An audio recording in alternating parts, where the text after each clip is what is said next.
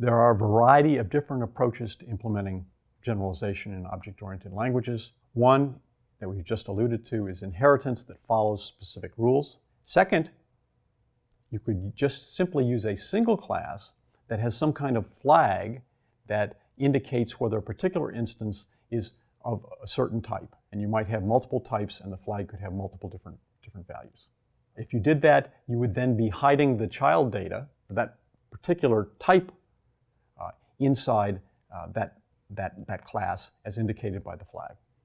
In Java, you could use interfaces or enums, which are two mechanisms that that enforce the rules that I've laid out. You can use the state pattern. When we get to design patterns, you'll see that there might be situations where you want to have some flexibility that's not provided by using strict subclassing. For example, imagine that you're implementing an application having to do with a library, and the library might have different categories of books. It might have 1-week books, 2-week books, 4-week books, and it might be natural to say, well, I'll have 3 subclasses of the class book.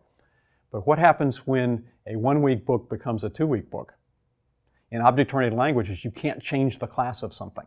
Once you've established it as being of a class, it's there forever.